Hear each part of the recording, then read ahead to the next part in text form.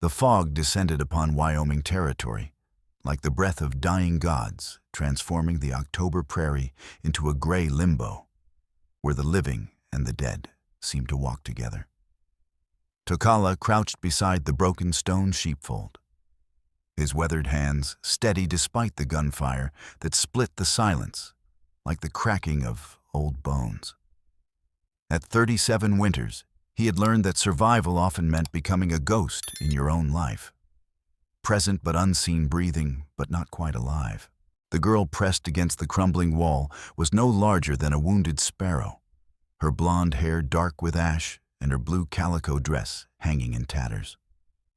She clutched a corn-husked doll with one arm severed clean, and when she looked up at him through the mist, her eyes held the hollow recognition that comes to those who have watched their world burn.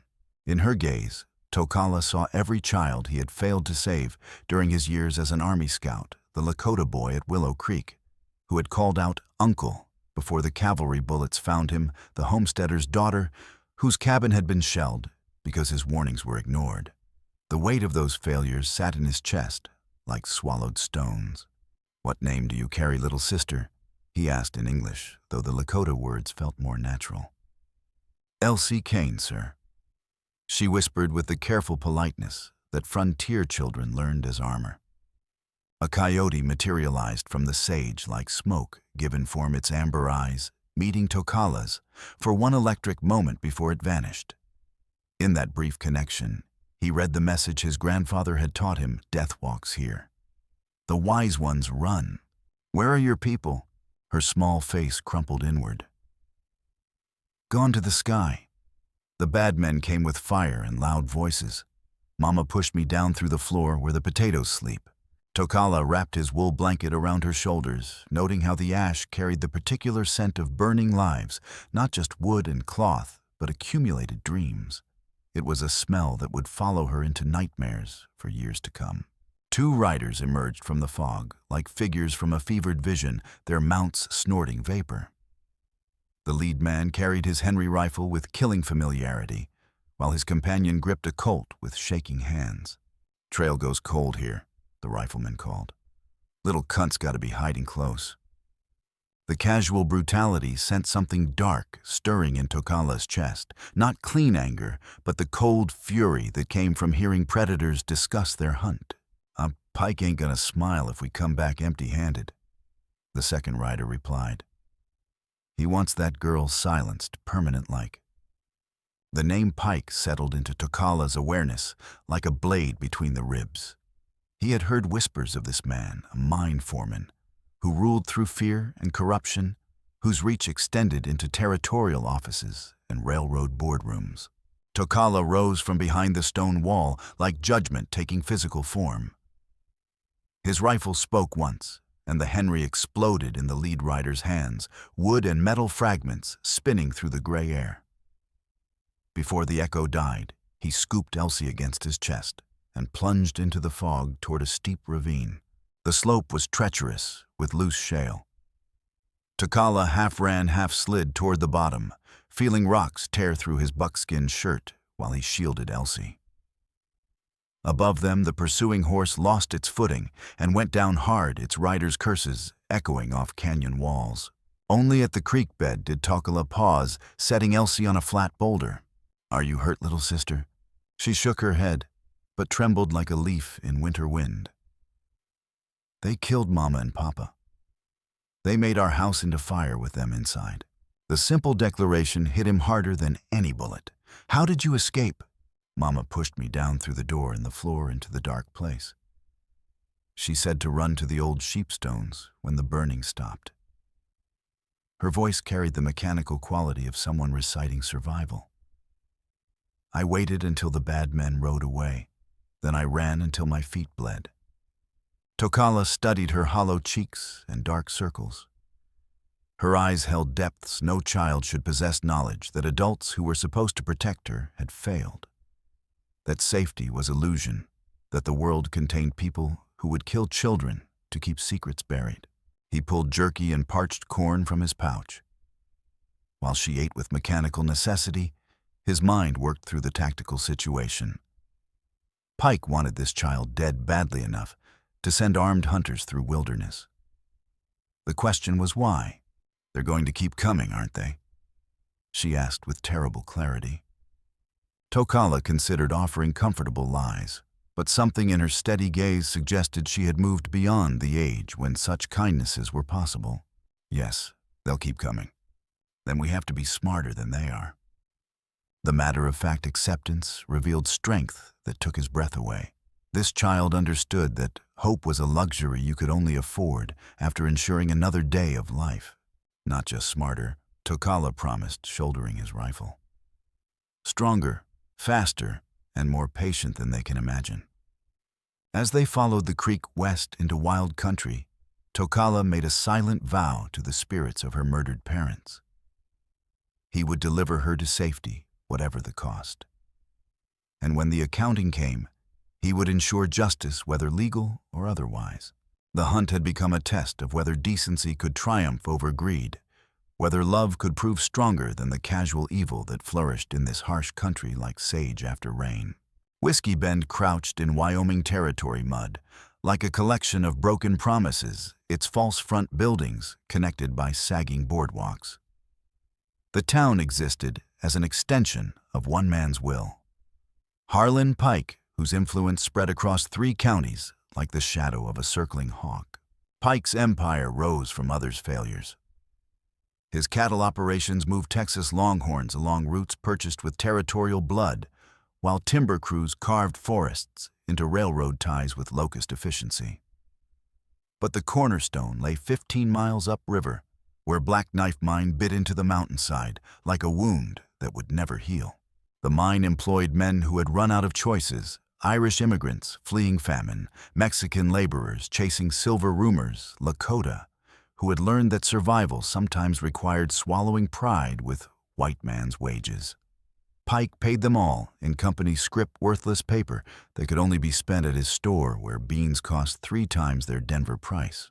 But Pike's newest venture demanded more than labor, it required land. The straight line from Black Knife Mine to the railroad junction at Bitter Creek would transform silver into eastern gold with unprecedented efficiency. The proposed route cut through homestead claims like a knife through living flesh, each one representing 5 years of a family's faith that honest work could carve meaning from wilderness. Pike had been acquiring these properties through methods that evolved from suggestion to intimidation, to something that no longer bothered with legal pretense. Some homesteaders took his money and fled. Others discovered poisoned wells shot livestock children, followed to school by men who smiled without warmth. The unluckiest simply vanished their cabins, consumed by fires that burned hot enough to erase all evidence of previous occupancy. The Kane family had committed the unforgivable sin of refusing to disappear. Eleanor Kane carried the surname she had chosen, but Pike blood ran in her veins, a heritage she had tried to leave behind when she married Thomas Kane and fled Missouri's increasingly complicated relationships. The young couple had claimed Spring Hollow in 1874 bottomland, where the year-round water coaxed green life from soil that kept most of Wyoming barren. Their daughter Elsie had taken first steps on floors Thomas planed smooth with his own hands, learned letters from books Eleanor carried west in the same trunk that held her wedding dress, and carefully buried secrets. When Pike's men first came with offers and veiled threats, Eleanor produced the deed with her name, inscribed in careful script. "This land belongs to my daughter's future. Find another route." That had been 3 months ago. Since then, pressure escalated with methodical precision. Thomas Kane was ambushed on the Whiskey Bend Road, beaten until ribs cracked. Their well was poisoned with chemicals that turned water brown and bitter. Someone shot their milk cow and dragged the carcass to their door, where it bloated until Thomas buried it to spare his family the sight. But Eleanor Kane documented every incident in handwriting that remained steady, despite trembling hands, filing complaints with territorial authorities, who nodded sympathetically and did nothing. She wrote letters to distant newspaper editors, describing Pike's reign of terror. Most importantly, she prepared for the worst by hiding legal document copies, where they might survive whatever Pike ultimately decided to do. 2 nights ago, Pike's patience ran dry. Thomas was in town purchasing supplies when riders surrounded the cabin. Eleanor barricaded herself inside with Elsie, loading her husband's shotgun with hands that shook more from rage than fear. The men waited until full darkness, then introduced torches to walls Thomas had built to last generations. The cabin burned with hungry eagerness. Eleanor pushed Elsie through the trap door into the root cellar as smoke filled the rooms above, pressing lips to her daughter's ear for final instructions through the roar of destruction. Run to the old sheepfold when the burning stops. Hide until someone good comes. Remember that Mama loves you more than all the stars. Elsie had run through smoke and flame, through celebrating shouts and crashing beams. She hid in the abandoned sheepfold for a day and night, cold and terrified, until fog rolled in and brought salvation in the form of a Lakota warrior whose own ghosts had taught him to recognize suffering. Now, 3 days after the fire consumed everything she had built, Norah Whitlow stood in the ashes. The schoolteacher possessed the practical intelligence frontier life demanded of women who intended to survive without depending entirely on masculine protection. Widowed at 28, when her husband died in a black knife mine cave-in, she had taught herself territorial law and helped other women navigate bureaucratic mazes. Eleanor Kane had been more than a friend, a sister of choice. One of the few women educated enough to help with the school and possessed of moral courage Norah admired without entirely sharing. They had shared books and theories about child development, hopes for students and fears about changes development brought to their isolated corner. More significantly, Eleanor had shared a secret kept from everyone else, including her husband. During their final conversation, she had shown Norah a bundle of letters tied with faded ribbon correspondence with a younger brother in California who had vanished from the family's life in 1867. Samuel stopped writing after establishing his freight business. Eleanor had explained, voice heavy with old guilt and persistent hope. Harlan always claimed he was probably dead, killed by claim jumpers. But I never believed it. I kept writing anyway, sending letters to his last address, praying someday he'd respond. The letters were never answered, but Eleanor preserved copies of everyone, along with newspaper clippings about California commerce, searching for any mention of her lost brother's name. Now Eleanor was dead, and her daughter had vanished into Wyoming's vast indifference. Norah found what she sought beneath a collapsed beam. Fragments of Eleanor's document box, metal scorched but not destroyed. Inside papers had become ash, but one ledger corner survived with part of Eleanor's name, E.K., and the 1874 date. More importantly, she found a partially burned envelope addressed to Samuel Pike Freight and Transport, Sacramento, California. The empty envelope confirmed what Eleanor had told her about the lost brother.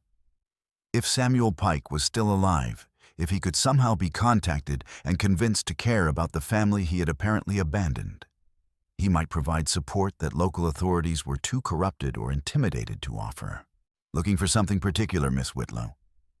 Norah turned to find Harlan Pike at the Destruction's Edge boots, planted wide thumbs hooked in his vest with casual arrogance. He was built like a bull, thick through chest and shoulders, with graying hair and winter ice eyes. A holstered Colt rode his hip with easy familiarity, while 2 men flanked him with ready rifles. Looking for answers? Norah replied, slipping the fragments into her pocket. Pike's expression remained unchanged, but something shifted behind pale eyes. Answers are simple enough. Family got careless with their cooking fire. Tragic accident. And the child, Elsie Kane. What child? No child's body was found. If there was a girl, she probably ran to relatives somewhere safer. Elsie Kane is 7 years old, Mr. Pike. She has no relatives within 500 miles. Protection's the sheriff's job. I'm sure Tom Bradshaw will look into it when duties permit. They both understood Bradshaw's duties consisted primarily of following Pike's instructions. Of course, Norah said with schoolteacher politeness. She turned to leave, but Pike's voice stopped her. Miss Whitlow, you're an educator, not a detective. I'd hate to see you neglect proper responsibilities by chasing stories that might not have happy endings." The threat was delivered with a smile. Norah met his gaze without flinching. "I take all my responsibilities seriously, Mr. Pike, all of them." On their second evening of flight through country that seemed designed to break human hope, Tokala and Elsie reached the Red Willow River ferry crossing. The structure was primitive, a wooden platform lashed between two dugout canoes, guided by rope pulleys spanning 50 yards of muddy water carrying mountain runoff. The ancient Lakota who emerged from the ferryman's hut moved with 7 decades of absorbed prairie wind and mountain cold. He wore white man's clothes with resigned practicality, but turquoise and silver hung from his neck like memory made manifest. "Tokala," the old man said in their shared language voice, like wind through dry grass. "The seasons have been unkind since last we spoke." "Too unkind, Grandfather Sani." Tokala clasped the weathered hand. "I need passage across the water, and I need it forgotten by morning." Sani's gaze moved to Elsie, reading evidence in her ash-stained dress and hollow eyes. "The little Wasiku has seen too much death for one so young. She's under my protection now. Men came yesterday with questions about a missing child. White men with guns and the patience that comes from being paid well for ugly work." Sani's smile held no warmth. "I told them I ferry many travelers, and all children look the same to old eyes. But they will return. Tonight, tomorrow, soon." The river ran higher and faster than Tokala remembered, swollen with recent mountain rains that had turned a manageable ford into a torrent filled with deadly debris. Tree branches swept past, like drowning giants' arms, while a bloated deer carcass spun slowly in the current. "The water spirits are restless tonight," Sani warned. "They have been fed too much death recently, and they hunger for more." Tokala pulled a horsehair rope from his pack, 3 days of careful work, braided from pinto stallion tail hair. The rope represented value that could purchase safe passage with currency left over. Sani accepted the payment with professional approval. "Quality work. Your mother would be proud her teaching survived the Army's attempts to remake you." They loaded onto the ferry as darkness settled like a shadow blanket. Sani worked the pulleys with methodical strength, but the current fought their passage with malevolent intensity. "Tell me about the safe place," Elsie whispered above the water's rush. "A hidden valley where my grandfather's bones rest." Tokala replied. "Surrounded by stone walls that rise like prayers toward the sky, with sweet grass and springs that run clear even in the driest years." "Will we be safe there?" The question carried more weight than its simple words suggested. She wasn't asking about immediate physical safety. She was asking whether safety was still possible in a world that had revealed itself capable of casual, comprehensive evil. "We'll be as safe as we can make ourselves. Sometimes that's enough." Halfway across the river showed its teeth. A telegraph pole-sized log slammed into their upstream side with cavalry charge force, splintering one dugout canoe and sending Tokala stumbling toward the platform's edge. Muddy water began pouring through the crack, adding weight that listed the ferry dangerously. "Hold fast," Sani shouted, throwing his weight against the rope pulley as current tried to tear their vessel loose and send them spinning toward rapids that would reduce them to scattered bones. Tokala braced against the ferry's cleat, feeling hemp burn through his palms as he fought water pressure determined to drag them into the stone gorge. His shoulder sent lightning bolts of pain through his arm. More debris swept past another drowned animal, branches twisted like grasping hands, broken equipment flashing silver before disappearing downstream. Elsie sat rigid in the ferry's center, watching adults struggle against forces determined to complete what Pike's men had started. In her eyes, Tokala could see terrible knowledge that safety was always temporary, that adults weren't as powerful as children needed them to be.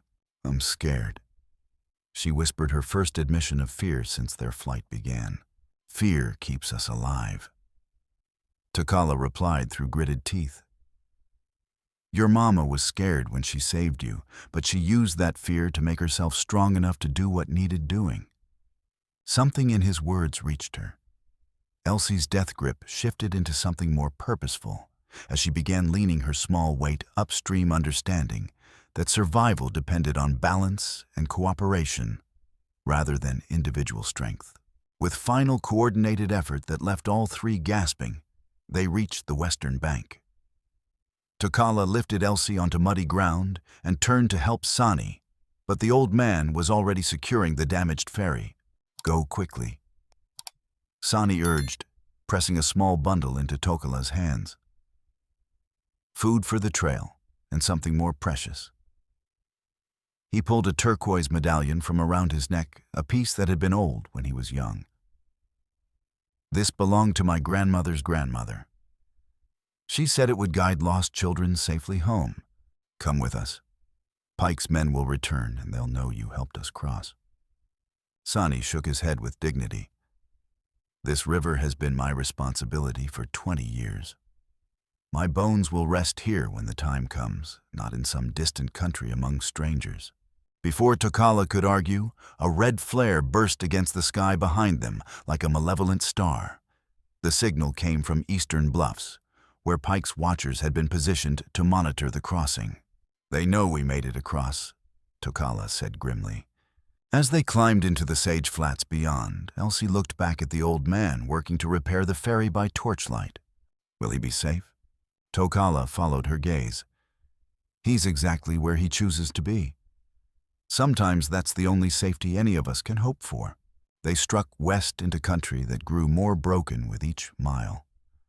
Red stone monuments rising like buried giants' bones, arroyos that could hide war parties or lead nowhere mesas, commanding views of distances that could take days to cross on foot. Behind them, torches flickered as Pike's hunters gathered at the ferry crossing. They would wait for dawn to cross safely, but they had horses while their quarry was on foot. The delay would help but wouldn't guarantee escape from men paid to be persistent. As they walked through starlight that carried ancient weight, Tokala calculated distances and possibilities. The hidden valley lay 60 miles west through terrain that had claimed experienced scouts' lives. But it offered defensive advantages that could allow knowledge to triumph over numbers. "How much farther?" Elsie asked beside a spring that bubbled from stones arranged by hands dead for centuries. 3 days if we're strong, 4 if we're careful." "I want to be both," she said with determination that would have been remarkable in an adult and was heartbreaking in a child. The race for sanctuary had become a test of whether bonds formed between strangers could prove stronger than corruption, whether individual courage could triumph over organized evil, whether love could survive in a world designed to destroy everything decent and true. Dawn found them in a cottonwood grove beside an alkaline creek that tasted of mineral disappointment. Tokala had pushed them through the night, covering 20 miles of country that daylight revealed to be even more forbidding than it had seemed under starlight landscape, designed by beings who understood that beauty and cruelty were often indistinguishable. Elsie had stumbled repeatedly on paths that seemed to shift underfoot, her small legs trembling with exhaustion that went deeper than physical fatigue. But she hadn't complained, had simply picked herself up each time and continued with mechanical determination. "I keep seeing the fire," she whispered in the thin shade. "Even when I close my eyes, I see Mama reaching for Papa through the flames, but they can't touch each other because the burning is between them." Tokala knelt beside her, recognizing the weight that came from carrying images that would never fade. The fire spirits are angry when good people die. They burn bright because they're trying to light the way to the next world to make sure the journey is safe. Is that really what it means? It's what my grandmother told me after I saw my first battle when the faces of the dead wouldn't leave me alone. The pain doesn't go away, but it changes into something you can carry without breaking. The sound of approaching hoofbeats resolved into 12 cavalry troopers riding in formation that spoke of shared experience and mutual trust.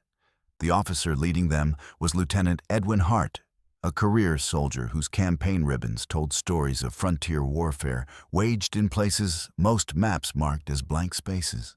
Joseph Tokala. Hart's voice carried no warmth but no immediate hostility. Heard you left the army after that business at Willow Creek.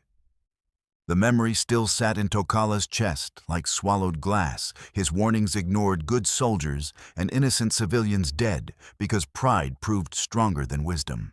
What brings you out here traveling with a white child?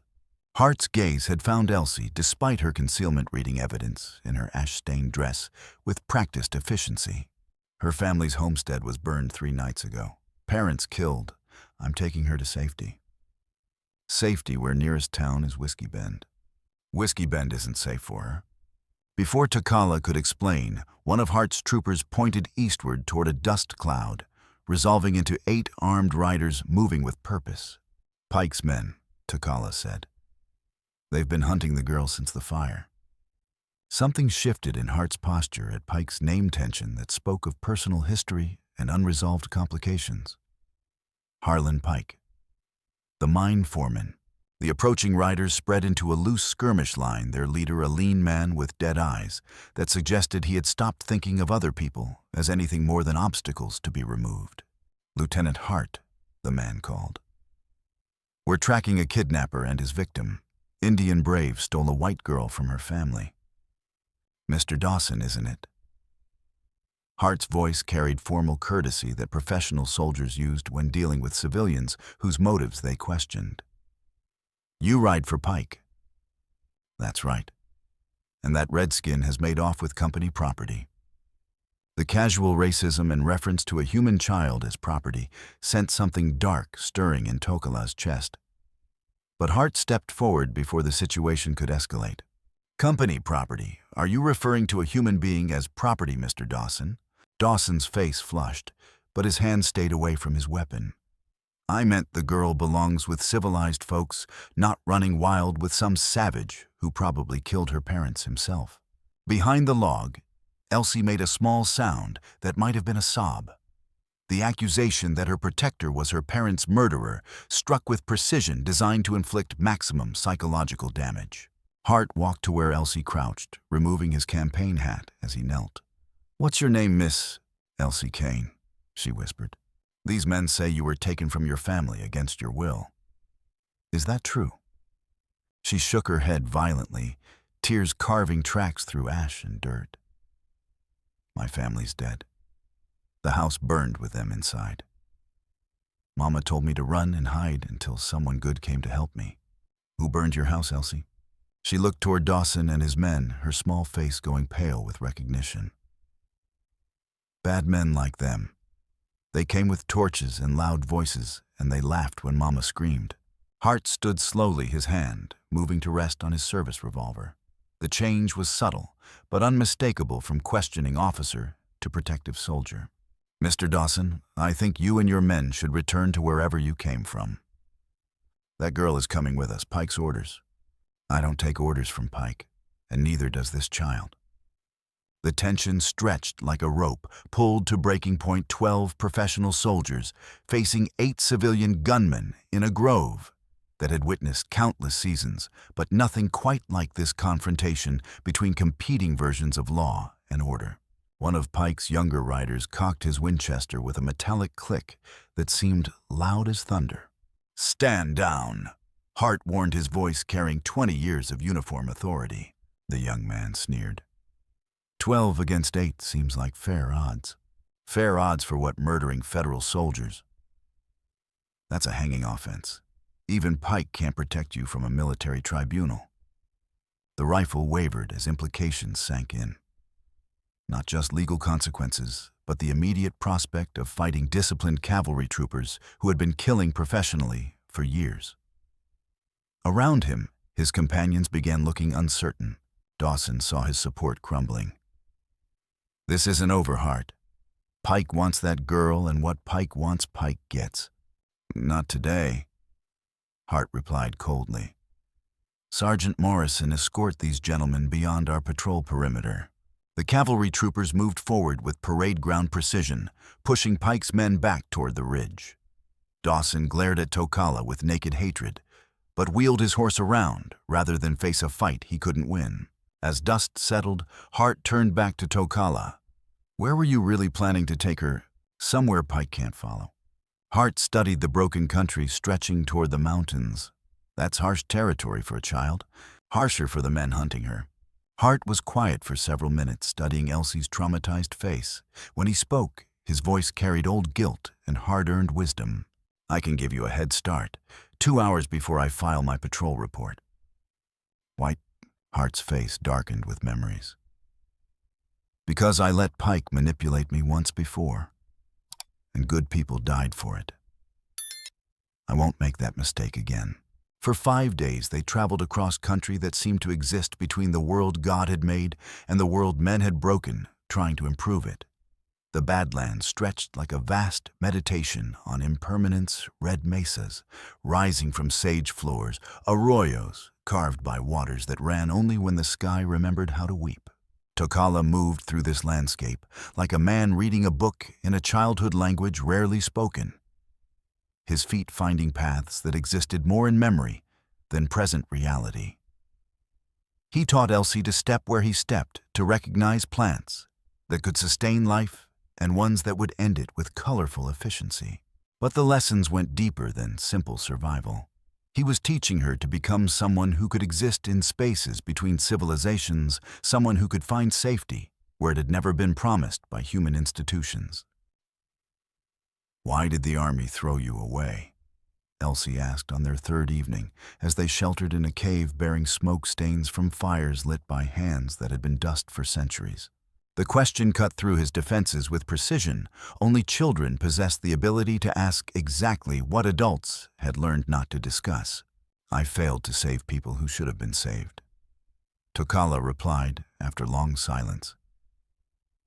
"Sometimes failure is harder to forgive than deliberate cruelty." "Did you try to save them?" "Yes." "Did anyone listen when you warned them?" "No." "Then maybe the army threw away the wrong person." Her simple logic cut through years of self-recrimination with knife efficiency. Children often understood justice more clearly than adults who had learned to complicate simple truths. On the 4th day, they encountered their first serious obstacle from the land itself. A flash flood roared down from hidden mountains, transforming a dry wash into a torrent, carrying debris of distant tree limbs from places they would never see, a bloated deer carcass stone chunks carved from cliff sides by water that recognized no authority but gravity and time. "Up there!" Tokala shouted over the growing roar, pointing to a sandstone ledge 15 feet above rising water. He boosted Elsie up first, his hands finding holds carved by wind and rain. She climbed with focused intensity of someone who had learned that survival often depended on doing impossible things with complete commitment. They clung to rock face for 2 hours while flood raged below, soaking them with spray that carried the taste of distant places and death's promise. When it receded, it had taken their supplies and left them with nothing but clothes on their backs. "Is this how everyone dies out here?" Elsie asked with philosophical curiosity that sometimes emerged after near-death experiences. "Only the ones who don't learn fast enough." Tokala replied, already planning their next moves. But their pursuers were learning too. On the 5th morning, they discovered evidence that Pike's organization had adapted tactics. Instead of following their trail directly, the hunters had split into multiple groups, approaching the hidden valley from different directions using superior numbers and coordination to compensate for their lack of intimate landscape knowledge. "They're boxing us in," Tokala observed, studying distant dust clouds that marked at least 3 separate groups of riders, driving us toward a place where they can control any confrontation. Meanwhile, in Whiskey Bend, Norah was making discoveries that would change everything. Her telegram to Sacramento had produced results beyond optimistic hopes, not just confirmation that Samuel Pike was alive and prospering, but active engagement from a man who possessed resources and connections to challenge his brother's criminal empire. Samuel's response arrived within days. Eleanor and Thomas murdered by Harlan. Niece Elsie missing, hunted by killers. Federal marshals en route. Will arrive personally within week. Do nothing to endanger yourself. Help is coming. The message was followed by official communications that suggested Samuel Pike's California influence extended into circles that could command federal law enforcement attention. Judge Sarah Abernathy herself arrived from Cheyenne with territorial investigators and federal marshals armed with warrants, giving them authority to investigate Harlan Pike's activities without regard for local political considerations. But the most significant development was the discovery of Pike's own records seized during a dawn raid that produced evidence of systematic corruption extending far beyond simple land fraud. The documentation revealed criminal activity, including murder, extortion, bribery of territorial officials, and illegal manipulation of mining claims that had defrauded investors from Chicago to New York. "Mr. Pike has been busy," Judge Abernathy observed as she reviewed seized documents. Murder appears to have been simply one tool among many in his business expansion approach. Back in the Badlands, Tokala and Elsie were approaching their journey's final phase. The stone formations around them had grown larger and more imposing, rising like monuments to geological patience and the slow workings of wind and water over millennia. "It feels different here," Elsie observed, as they walked between towering sandstone pillars that seemed to bend sound in ways that made footsteps echo like whispered conversations between living and dead. "This is sacred country."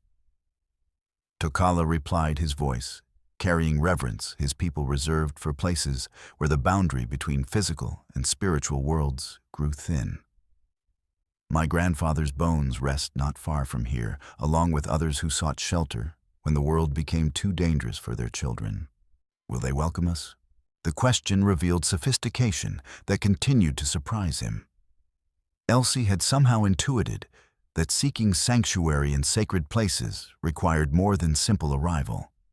It demanded acceptance by forces that might not recognize artificial boundaries separating one group from another. "They'll welcome anyone who comes with pure heart and honest need. The ancestors understand the difference between those who seek to take and those who seek to survive." As they climbed toward the hidden entrance, both carrying the weight of everything lost and everything hoped for, distant gunfire began echoing off canyon walls. Pike's hunters had found their trail and were closing in with inexorable patience. The sanctuary that had seemed so close was about to become the site of a battle that would determine not just their immediate survival, but the larger question of whether justice was still possible in a territory where corruption had taken root in every institution designed to protect the innocent. Above them, afternoon sun painted stone walls in shades of gold and crimson that reminded Tokala of both hope and blood, of beauty that could emerge from violence and violence that often preceded lasting peace. The hidden valley waited just beyond the next ridge, but reaching it would require passing through dangers that would test every lesson learned during their desperate flight across country that had never promised mercy to anyone, regardless of cause, righteousness, or intention purity. The rising action was approaching its climax, and the time for running was almost over. They reached the hidden valley's approaches as shadows lengthened into purple fingers of approaching dusk, the air growing crystalline in the way that only came at high altitude, where sky pressed closer to earth and every breath carried distant snow's taste. But something was fundamentally wrong. The valley entrance should have been empty, except for wind-carved monuments, but instead Tokala could read subtle signs of human occupation in shadows that fell at unnatural angles in the absence of bird calls that should have echoed from canyon walls in stillness that spoke of held breath rather than natural quiet.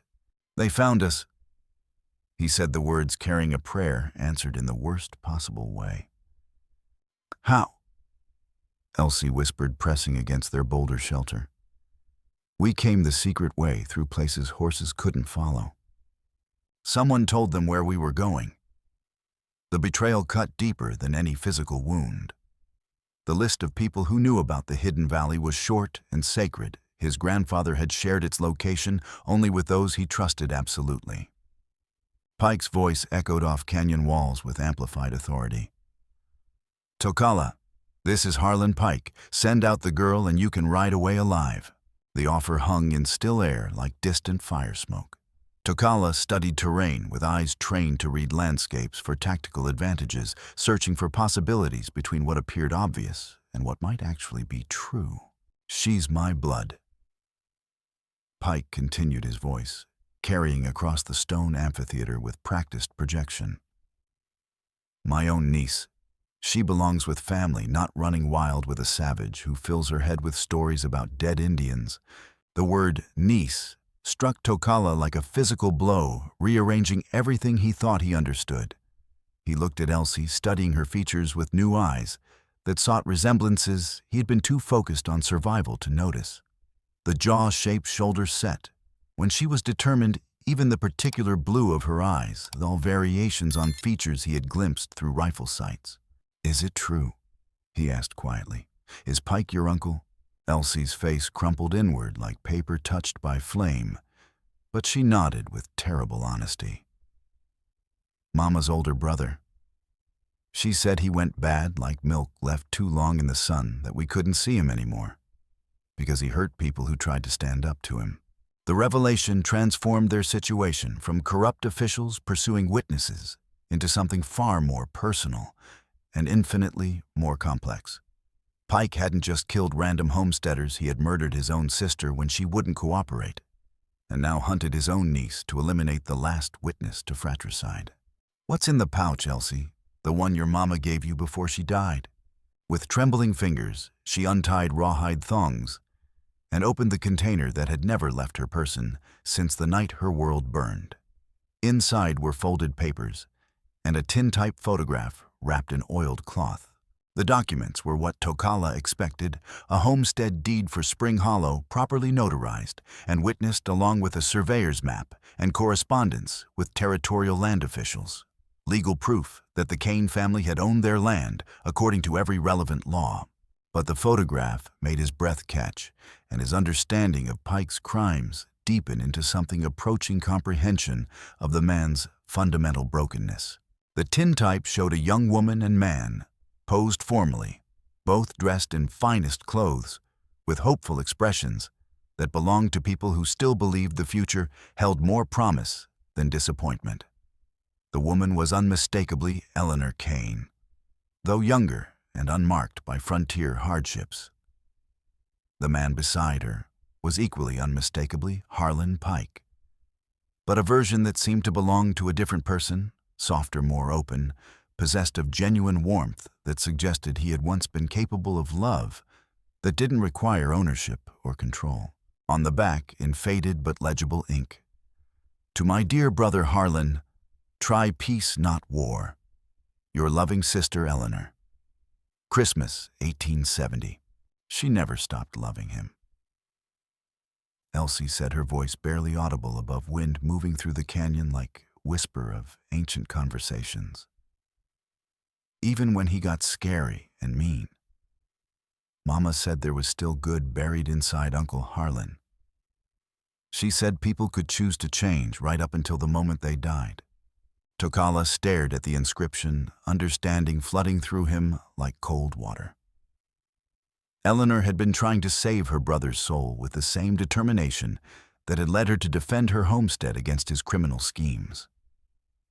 She had kept his photograph, had written him letters, pleading for reconciliation, had never given up hope that the boy she remembered from childhood might somehow find his way back from whatever darkness had claimed him.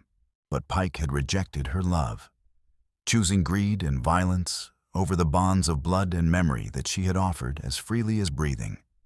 The crime wasn't just murder, it was the destruction of family, the violation of the most fundamental trust that existed between people who shared ancestors and childhood memories and accumulated stories that made them who they were. "Now he wants to kill you too."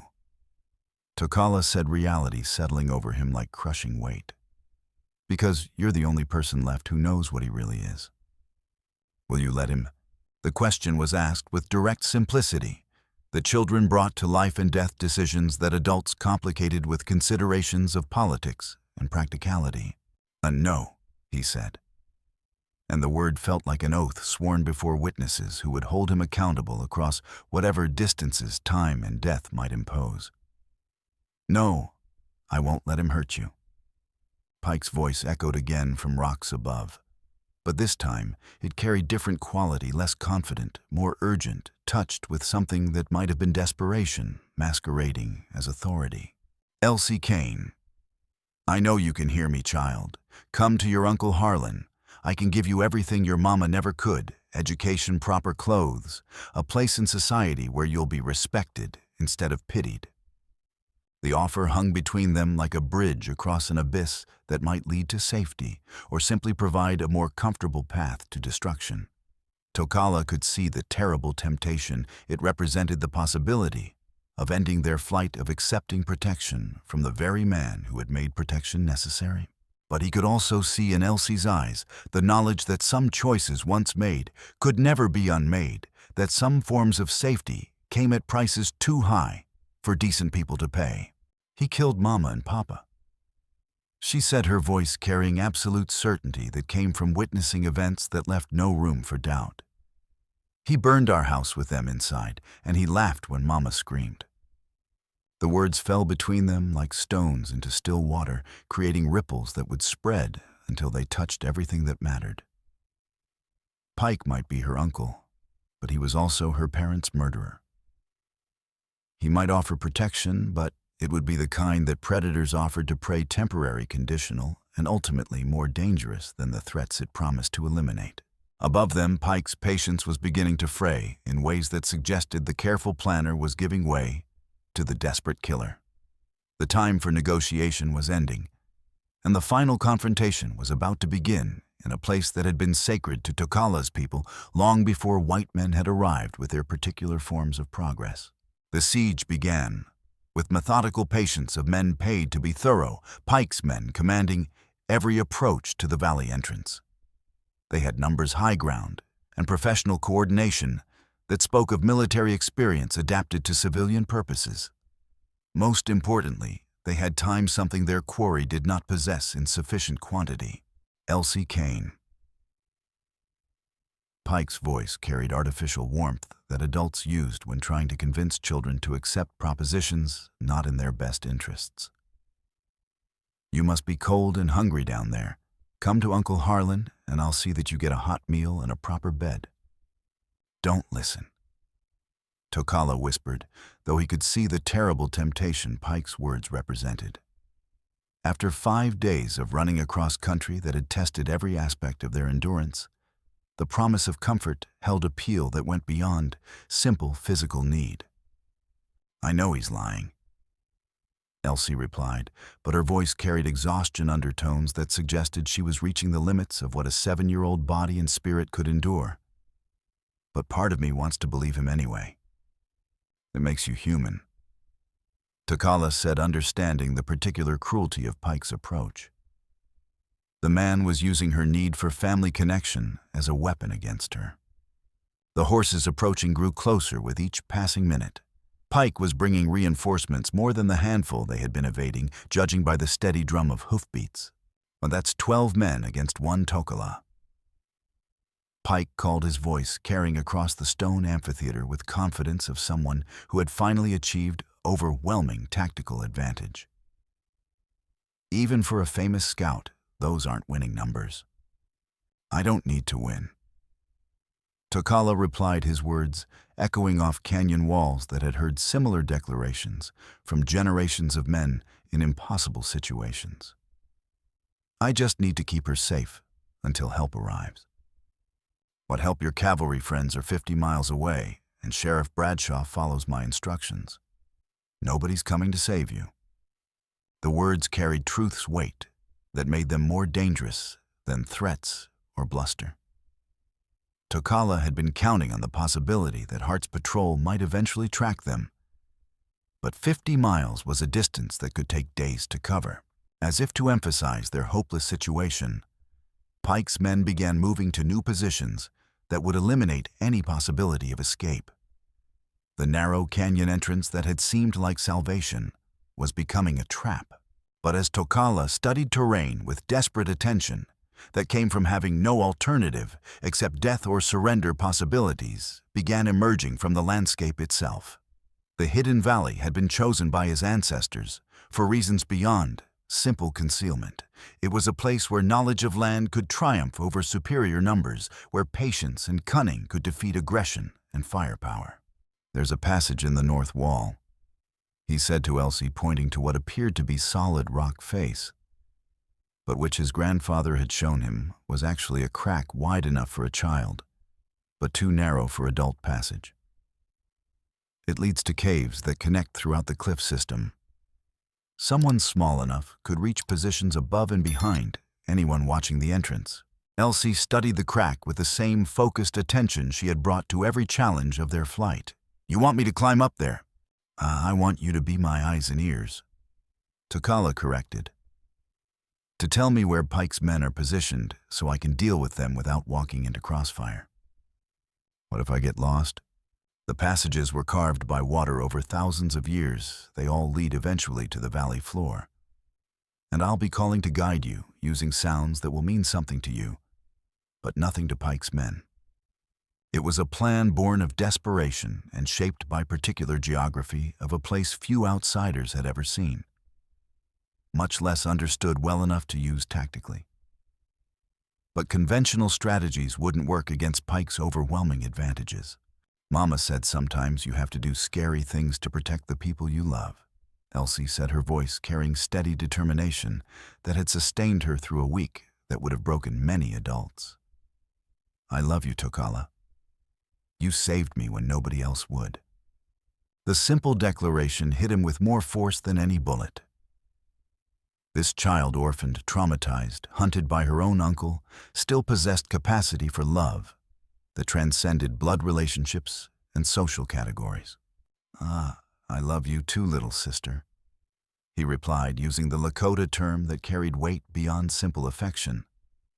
"More than you'll ever understand." As full darkness settled over the canyon like a blanket woven from shadow and starlight, they put their plan into desperate motion.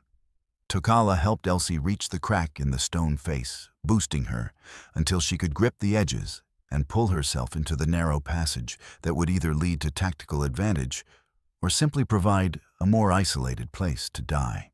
"Follow the sound of running water," he called softly as she disappeared into the rock, like hope swallowed by harsh reality. "The caves all connect to the main spring that feeds the valley. I'll find them." Her voice came back already muffled by stone, but carrying confidence that suggested she had discovered resources within herself she hadn't known existed. Tokala moved toward the main entrance, making just enough noise to draw Pike's attention while his mind worked through tactical possibilities that remained available to a man armed with a rifle, and whatever advantages could be extracted from intimate knowledge of terrain that his enemies had seen for the first time today. The first shot came from rocks above, close enough to send stone chips flying from the boulder that provided his cover. Pike's men were professionals, but they were professionals who had learned their trade in different country under different circumstances. This landscape operated according to rules that could only be learned through generations of accumulated experience. "Now that's far enough, Scout," a voice called from positions that Tokala was already beginning to map in his mind. "Pike wants to talk." "Then let him talk," Tokala replied, settling behind cover, while calculating angles and distances and the various ways that patience could be transformed into tactical advantage.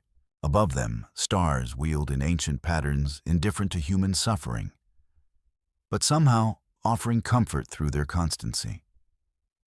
The hidden valley that had sheltered his ancestors during times of persecution and warfare was about to witness another test of whether knowledge and courage could triumph over superior force and the kind of corruption that turned family bonds into weapons of manipulation and control.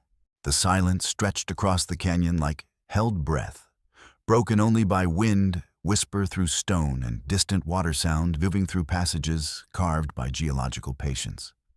Tokala crouched behind his boulder, counting heartbeats, while somewhere above, Elsie navigated darkness that might lead to salvation or simply provide a more isolated place to die.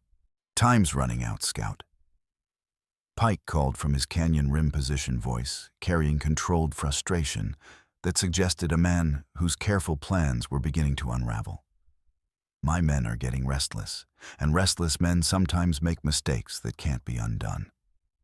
The threat was delivered with casual precision, but Tokala heard something else underneath Pike's words, uncertainty, that suggested the mine foreman wasn't as completely in command as he wanted his enemies to believe.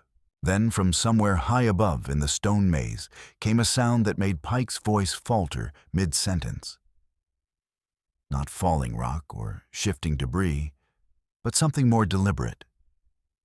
The unmistakable crack of a rifle being fired from a position that shouldn't have been accessible to anyone except birds and mountain goats.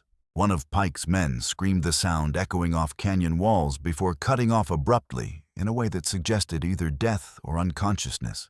Shouts of confusion began arising from positions that had seemed secure moments before, as Pike's carefully arranged ambush was suddenly disrupted by attack from an impossible direction.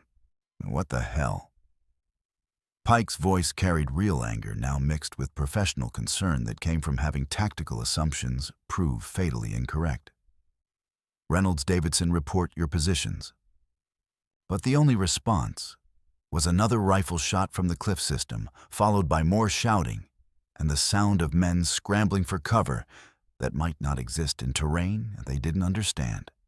Elsie had not only reached the cave network successfully, she had somehow acquired a weapon and learned to use it with desperate efficiency.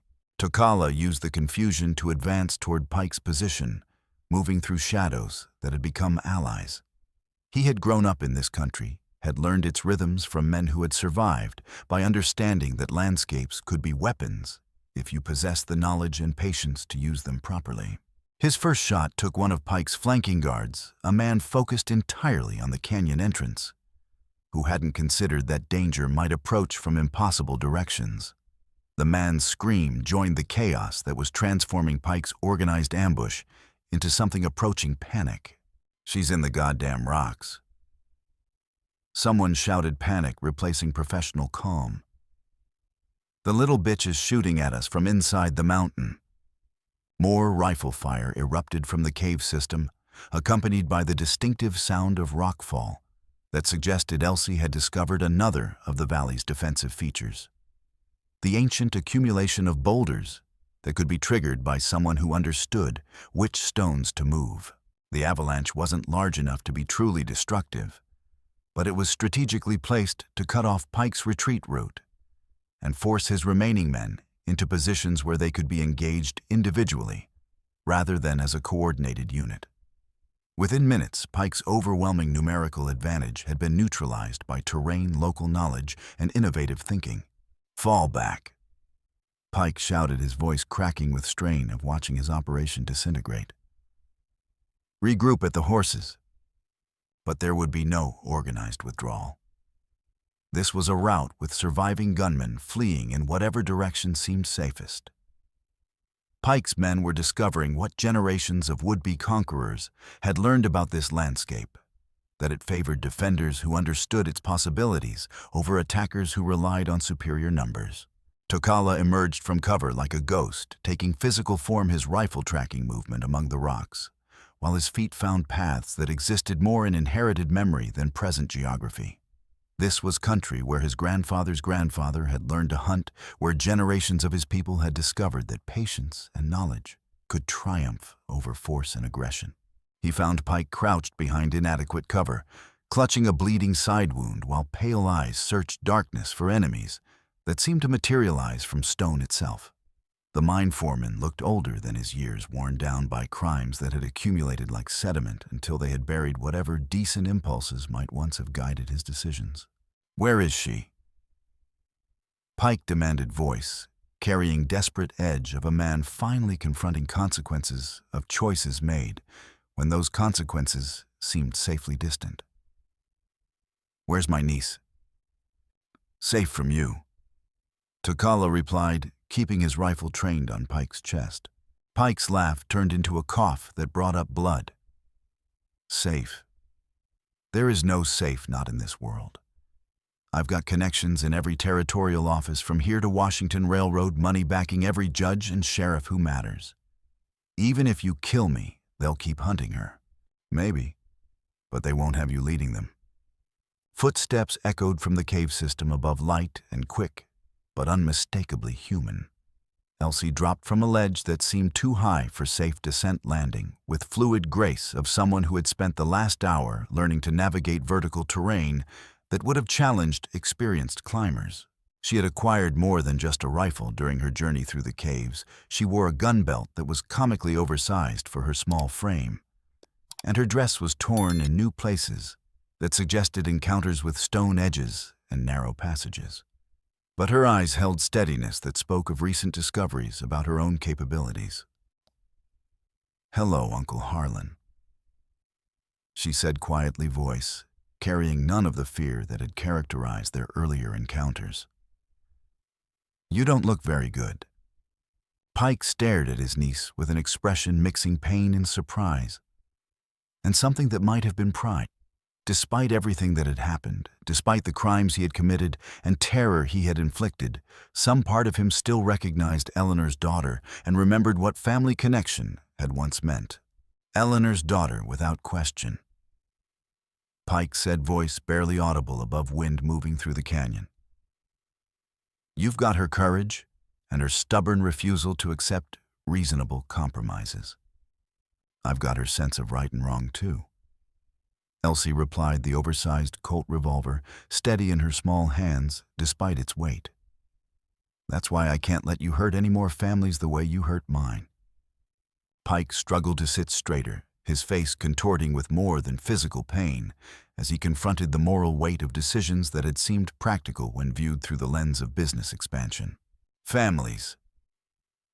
He repeated the word, seeming to cause him difficulty. "What do you know about families, child? Do you think your mama was perfect? That she never made hard choices or compromised her precious principles when survival required it?" "I know she never murdered anyone," Elsie said with absolute certainty that came from witnessing events that left no room for doubt. "Didn't she?" Pike's voice gained strength as old resentments began pouring out like poison from a lanced wound. "What do you think happened to our younger brother Samuel, the one who went west and never wrote home again?" Tokala felt something cold move up his spine as Pike's words revealed another layer of family history that had remained hidden beneath everything they thought they understood. "Samuel died in California," Elsie said, but her voice carried uncertainty that suggested this particular piece of family mythology had never been examined closely. "Samuel died because Eleanor convinced him to leave home, filled his head with stories about gold and adventure until he couldn't wait to abandon everything he knew and loved." Pike's voice carried accumulated bitterness of years spent nursing grievances that had never been addressed. She wanted him gone because he was asking uncomfortable questions about father's business dealings, getting too close to discovering truths that might have damaged the family's reputation. Before the doubt could take root deeply enough to poison her memories of Eleanor, the sound of approaching horses echoed off canyon walls, not Pike's men returning with reinforcements, but something else entirely. Multiple riders moving with disciplined precision of federal authority. "Burr, federal marshals." A voice called from the canyon entrance-wards, carrying across the stone amphitheater with the weight of territorial law backed by federal power. "Territory of Wyoming official business. Lay down your weapons." The first rider to appear wore cavalry blue, but it wasn't Lieutenant Hart. This was an older man, a captain by his insignia, leading what appeared to be a full troop of federal soldiers. Behind them rode several civilian officials, including a woman whose bearing suggested education authority and legal training that could transform individual crimes into systematic prosecutions. "Judge Sarah Abernathy, Territorial Circuit Court," the woman announced as she dismounted with confident efficiency. We have federal warrants for the arrest of Harlan Pike and his associates on charges including murder, arson, extortion, and conspiracy to defraud territorial land offices. Pike's expression shifted as he realized that his carefully constructed network of corruption and intimidation had finally been penetrated by forces beyond his ability to buy, threaten, or eliminate. How he asked the word carrying genuine bewilderment.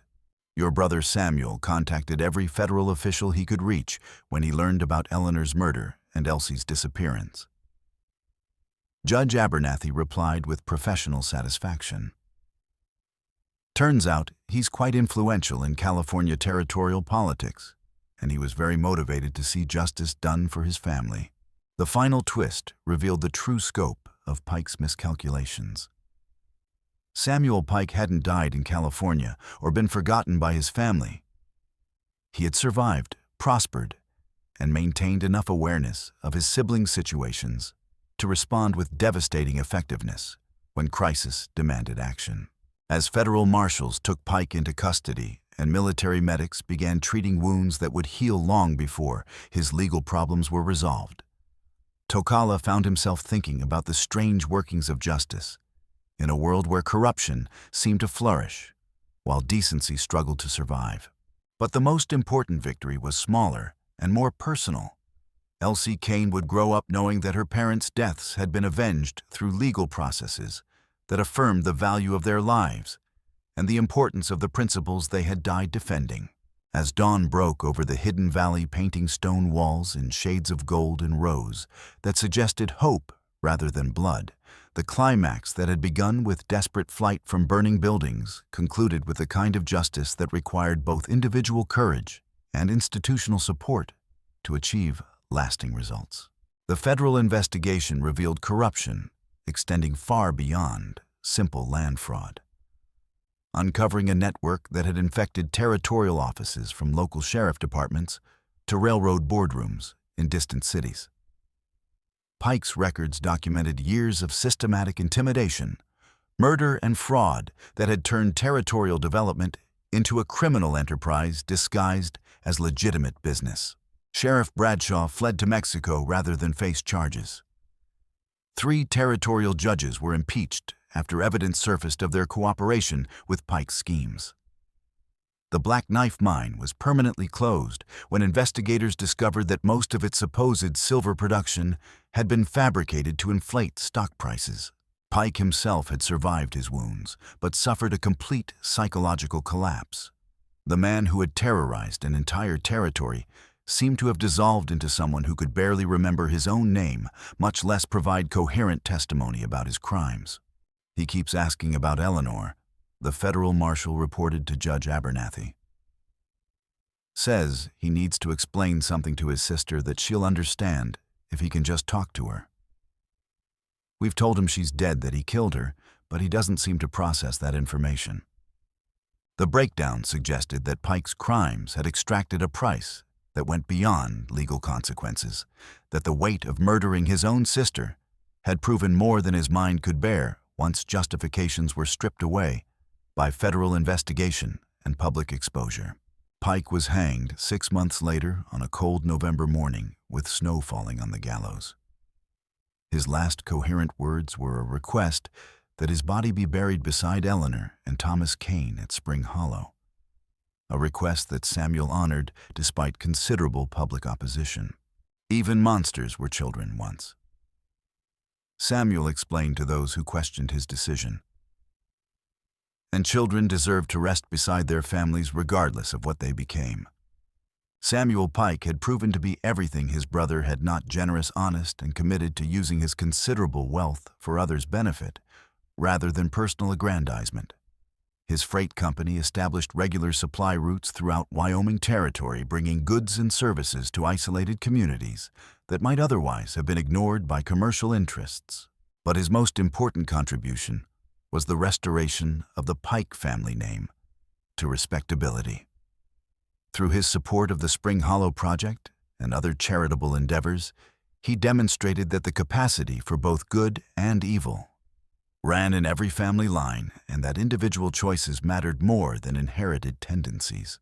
The Spring Hollow way station evolved beyond Samuel's initial vision, becoming something that served not just practical needs, but spiritual ones. A place where people could find not just shelter and supplies, but hope that decent communities were still possible. The school served 37 students, now children, from homesteading families within a day's ride, plus orphans from Pike's crime spree who had been placed in foster families throughout the territory. Norah Whitlow had become the head teacher, supported by visiting instructors who brought specialized knowledge ranging from advanced mathematics to territorial law.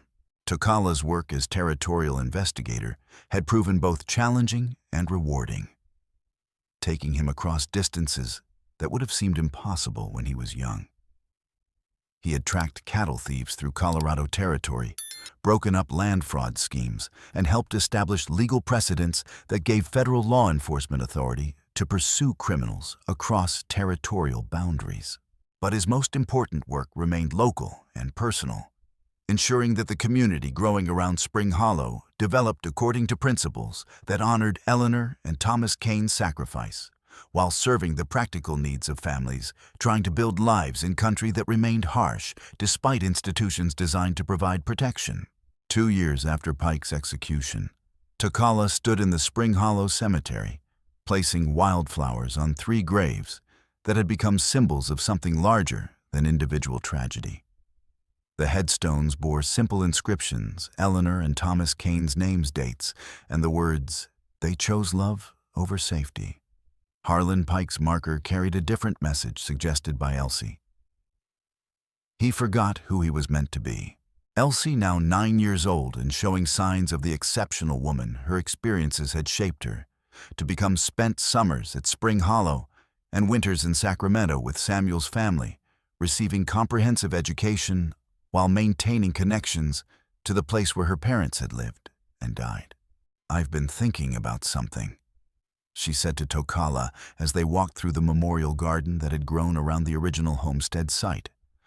"About what I want to do when I'm grown up." "What's that?" "I want to be a territorial investigator like you. Someone who helps families when bad people try to hurt them." Her voice carried quiet determination that had sustained her through experiences that would have broken many adults. Someone who makes sure that what happened to Mama and Papa doesn't happen to other people. The ambition was both inspiring and heartbreaking inspiring, because it suggested she had found ways to transform trauma into purpose, heartbreaking, because it revealed how deeply the violence had marked her understanding of what the world required. "There's something I need to tell you," Samuel Pike said as he joined them in the memorial garden. "I've been corresponding with federal officials about establishing a permanent territorial school here at Spring Hollow. Not just a local school, but a training center for teachers who will work throughout Wyoming Territory." The implications were staggering. Instead of being simply a local school, Spring Hollow would become a center of learning that could influence educational development throughout the territory. But the real surprise came when Elsie announced the decision she had been considering throughout the summer. "I want Tokala to adopt me," she said with direct simplicity that characterized all her most important communications. "Legally, I mean. Uncle Samuel will always be family, but Tokala is the one who saved my life, who taught me how to be brave, who stayed with me when everyone else gave up." The request struck Tokala with unexpected force, touching feelings he had been careful not to examine too closely during the years they had spent rebuilding their lives from the wreckage of Pike's crimes. This child had become the center of his world, in ways that went beyond simple protection. She had given him a reason to become the man he was meant to be. "Are you sure?" he asked, understanding that such a decision would bind them together legally and emotionally in ways that would shape both their futures. "I'm sure," Elsie replied with absolute certainty she brought to all her most important decisions. "You're my family. The family I chose, not the one I was born into." Judge Abernathy, who had been quietly observing their conversation, stepped forward with legal authority to make such arrangements official. "I think that can be arranged." The territorial government has been looking for ways to honor people who have served the cause of justice with exceptional dedication. As the sun set over Spring Hollow, painting the memorial garden in shades of gold and rose that suggested hope rather than memory, the various threads of consequence and recovery wove themselves into patterns that honored the past while creating possibilities for the future. Under the vast Wyoming sky, with stars beginning to appear like scattered promises against the darkening blue, the girl who had once been lost had found her way to something better than the home she had lost, a place built on the foundation of her parents' sacrifice, dedicated to ensuring that justice remained possible, even in a world that often seemed designed to reward cruelty over kindness. The last safe place had become the first building block of a community based on principles that could not be bought or sold, corrupted or intimidated.